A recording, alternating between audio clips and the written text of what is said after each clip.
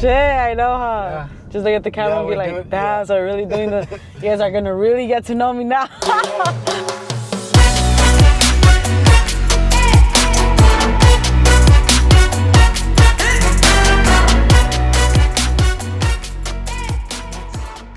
Well, mi gente, welcome to my YouTube channel. Starting in the car. My fans, I mean, I don't call them my fans. Like, yo digo mi gente, my people. It's almost like my tribe, because the way people support me is just mind blowing. Even like through the ups and the downs, through like, there's been times where I couldn't fight consistently. And the way they're just constantly encouraging me on social media, it's almost like I want them to get to know who they're supporting, who I truly am, like who's Tracy Cortez, who's her character, because they just know me as a fan and they know my story. And I think I don't owe anybody anything, but I'd love to give them, you know, a little bit of what they give me when I see them. And I want them to see who they're supporting and how grateful I am too, because I wouldn't be here without them. I want them to get to know who Tracy Cortez is. The best thing growing up in Phoenix. I would say the best thing growing up in Phoenix at the time when I was growing up here, especially in Maryville, Arizona, even though it wasn't a safe area where I grew up at, we would all still play in the streets. We were kids playing outside. We were allowed to be kids, and we knew that the moment that the street light turned on, we would have to get our asses at home. I just think that's just a memory stuck in my head, where we were allowed to be kids and nobody was fearful of kids being left alone outside. Oh my goodness. My favorite, I grew up such a tomboy. I grew up with 3 big brothers. I mean, my story's out there, but if no one knows, I grew up in a male dominant household, very Mexican traditional. What we like to call machistos at the time. And I never played with Barbies. I never played with dolls. I don't even think I owned them. I would play with my brother's cars and trucks and bikes, and by trucks I mean like those little kid, you know, you put a kid in it. I was just playing in the street, you know, fake playing basketball, racing. We would race a lot down the street. And everybody in the neighborhood, we all knew each other, and we would just walk into each other's houses. And now I don't even think people do that anymore. It would definitely have to be South Mountain. I think that's maybe a lot of people's favorite spot. The views are beautiful, but I mean, one that's just easy to get to, South Phoenix. But the views and they've changed this mountain's name a couple times. I don't know why. It was Squat Peak. I don't know what it is now, but Squat Peak's a beautiful, beautiful place in Arizona too.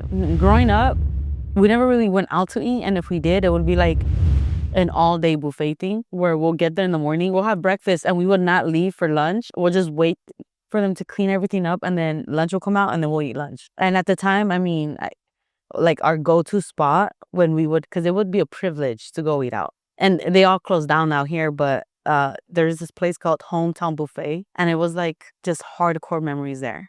Like, we didn't know what bullying was. We grew up picking at each other, and now it's bullying, right? But at the time, it was the way we would call it, like we would clown on one another. And all I remember eating for the most part would be like chicken and like mashed potatoes, which was my favorite thing there.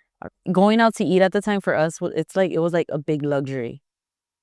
But besides that, we always ate at the house. My mom would make food every morning, weenies with eggs.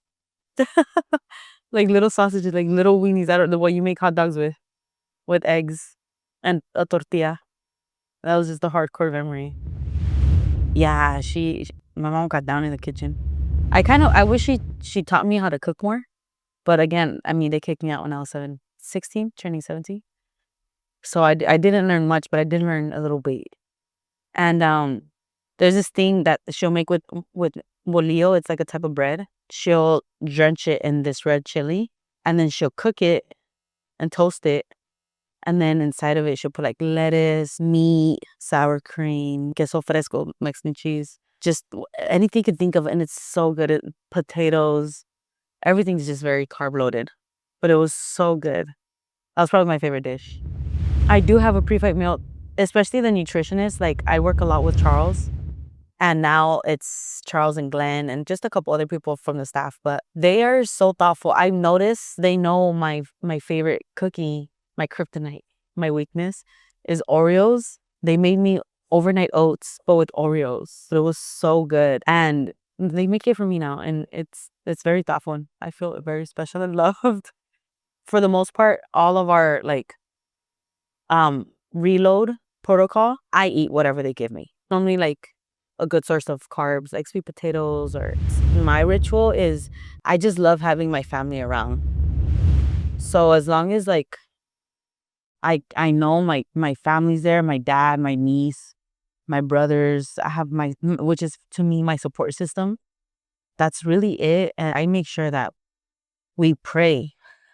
Like that is just, especially right before a fight, it's like we pray, we make sure, my mind, my spirit, my heart, like everything has to be aligned, and I just make sure I'm good in every aspect. And uh before I walk into that cage, I thank God when I walk in, I thank him when I walk out, and that's it. Win, lose, or draw, like I just thank him, because I wouldn't be there. I wouldn't be where I'm at without him. I get asked that question a lot, and I genuinely don't know, because I mean, now that I thought about it, I don't think I never even planned on fighting. Like fighting wasn't, something that I thought like, oh, this is what I want to be when I grow up. It kind of just, I fell upon it.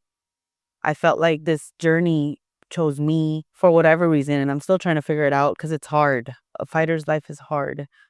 Um, but I mean, after my brother passed away, I just started training as like a coping mechanism. And eventually I became good, and they started asking me, hey, you want to do this amateur fight? And I was like, sure, let's do it. And I got this rush, and I fell in love with it, and I just kept doing it. And every fight camp, I just remember thinking like, okay, Jose, this is for us. I'm doing this for you, bro. Like, I got us. I'm gonna make your dream come true. And throughout the journey of that, of wanting to make his dream come true, of making it in the UFC, somewhere along the line, I put on everything I love. This dream that I was doing it for, it was his dream, like slowly became my dream. And everything that I wanted to achieve for him, I started wanting it for myself. Like I saw myself being more than capable to do it. And now it's like, okay, I want to get the gold because I could do it. Like I have what it takes. And it's just, now it's my dream. But to go back to the question, I don't know. I don't know what I would be doing if I weren't fighting, because I mean, I was just a kid when I got in it. I was 16, shortly after my brother passed away.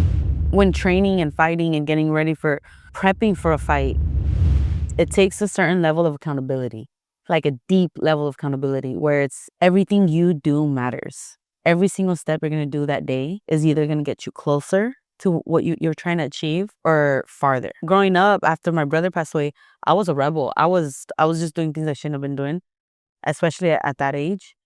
And as I got into fighting, I started taking more accountability of myself, of my actions, regardless of the things happening around me. It's helped me not build a victim mentality where I take full accountability of everything that's happened in my life. Even if it wasn't my fault, it's like, well, I do take deep accountability, and because of it, it's helped me live a better life, live a healthier life, live a more meaningful life to what's meaningful to me.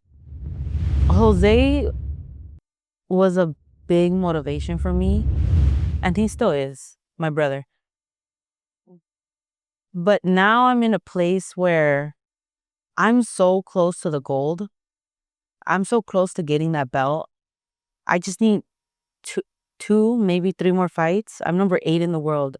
Like, I'm not far from achieving what I worked so hard to get. And now that motivation is just that it's there. It's arm's length. It's literally right there. And although, yes, my last fight, I lost it. I lost my last fight. Nothing has changed. That motivation is still there. I'm still very disciplined. I'm still very motivated. Is that I'm not even motivated. It's my life. I don't see myself right now in this season that I'm in. I don't see myself slowing down or stopping. Like I've gotten this. I didn't just get this far to get this far. Like I'm gonna make it. It's just when. And I'm doing all the necessary things. I'm making these big life changes for my careers so I can get closer to the belt. So I could say, at least I gave it all I have. And when I do get the belt, I'm gonna say it took everything I had. I did everything I had to do to get there. That's hard. That's hard because I feel like I'm always on go. I don't think I ever really get to relax. I can't remember the last time I eat lice. When I'm in Brazil, even though I'm training, it's very much like everything is turned off. I'm not worried about nothing. Well, I'm also like on the other side of the world. I'm in a different country, right? And it does feel somewhat like a vacation, even though I'm still training. When I'm here, like I'm always working.